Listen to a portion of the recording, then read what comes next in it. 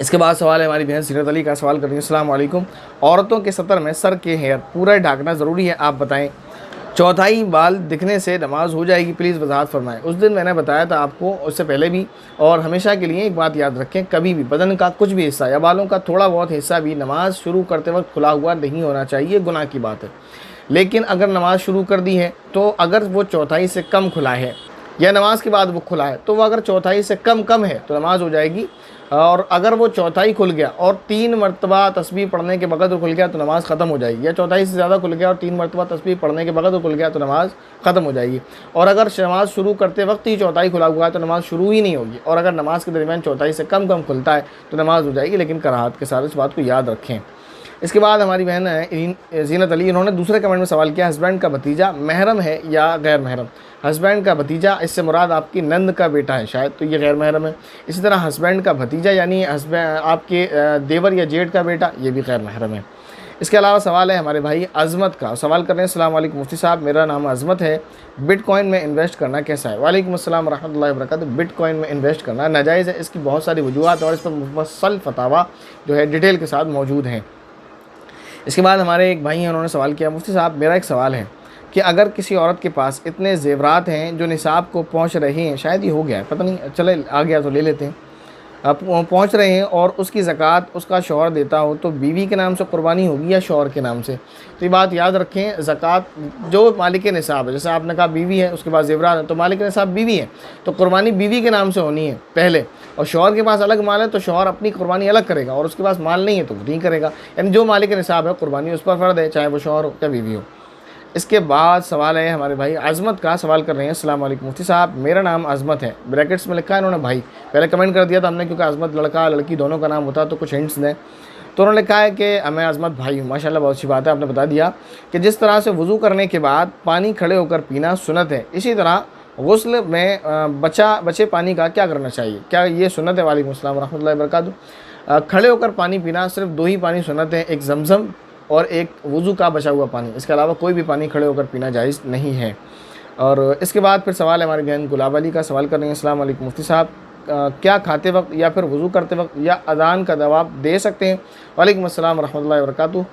ज़रूरी नहीं है, लेकिन अगर कोई खाना खाते वक्त लुक़मा रोक दे, खाना खाते वक्त अज़ान का जवाब देने को इसलिए मना किया गया, कोई गुनाह नहीं है, मना इसलिए किया गया कि आप खाना खा रहे हैं, लुक़मा आपके मुँह में और आप जो है कलिमात पढ़ रहे हैं तो कुछ का कुछ निकलेगा, और ये कलिमात की बेअदबी भी है, यानी अज़ान का जवाब दे रहे हैं।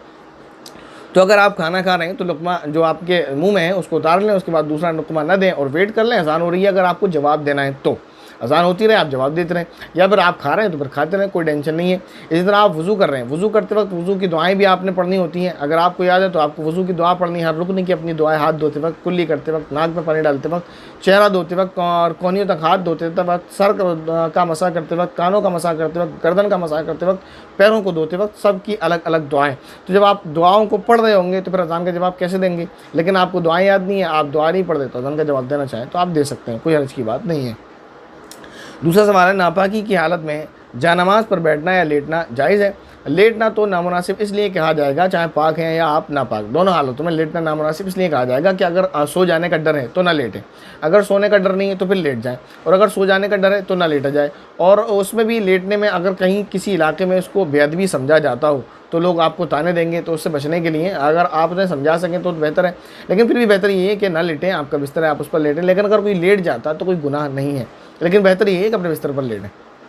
अब मसला ये है कि नापाकी में बैठना या लेटना, लेटने के बारे में मैंने पूरा बता दिया आपको डिटेल में, उसका ताल्लुक पाकी है नापाकी से नहीं है, पाकी हो नापाकी हो, बैठना लेटना उसमें कैसा तो बता दिया। अब रहा मसला बैठने का, तो इसके लिए तो मैं खुद कहता रहता हूँ ख़ातीन से कि जो उनके अय्याम आते हैं, ख़ास दिन जिसमें वो नमाज़ नहीं पढ़ सकती, तो मैं उनसे खुद कहता हूँ कि वो ये काम किया करें कि वज़ू करें, वज़ू करने के बाद मुसल्ले पर जानमाज़ पर बैठा करें, और बैठने के बाद तस्बीहात पढ़ें, दुरूद शरीफ पढ़ें, कुछ दुआएँ पढ़ें, और उसके बाद दुआ मांगा करें। इससे आपकी नमाज का मामूल बना रहेगा, नमाज नहीं पढ़ना याद रहे, नमाज का मामूल है, नमाज की हैबिट बनी रहेगी, आपकी आदत बनी रहेगी कि जब भी अज़ान होनी है, अज़ान के बाद फ़ौरन वज़ू करना है, वज़ू करके मुसल्ले पर आना, तो ये आदत आपकी बनी रहेगी। इन दिनों में भी आप जब आएंगे तो जो पाकी के दिनों में आप आराम से आकर नमाज़ पढ़ सकेंगे। दूसरा इसका बेनिफिट ये होता है कि घरों में बाज़ औक़ात ऐसा होता है, महरम गैर महरम सभी तरह के लोग होते हैं, जॉइंट फैमिली में लोग रह रहे होते हैं, तो ये नामुनासिब बात लगती है कि निगाह में ये चीज़ आए कि ये लड़की फ़लाँ दिन नमाज़ पढ़ती है और फ़लाँ दिन नमाज़ नहीं पढ़ती है, तो ये नामुनासिब है, हया की भी थोड़ा खिलाफ मालूम होता है। और जब आप हमेशा मुसल्ले पर उनको नज़र आएंगी और उनको ये चीज़ पता नहीं चलेगी तो ये बहुत अच्छी बात है, उलमा ने ये 2 फ़ायदे से जो है तरतीब बनाई है। पहला फ़ायदा वो है जो बहुत इंपॉर्टेंट है, नमाज की आदत बनी रहेगी, छूटेगी नहीं। इसके बाद सवाल है हमारे भाई असदुल्लाह का, सवाल कर रहे हैं,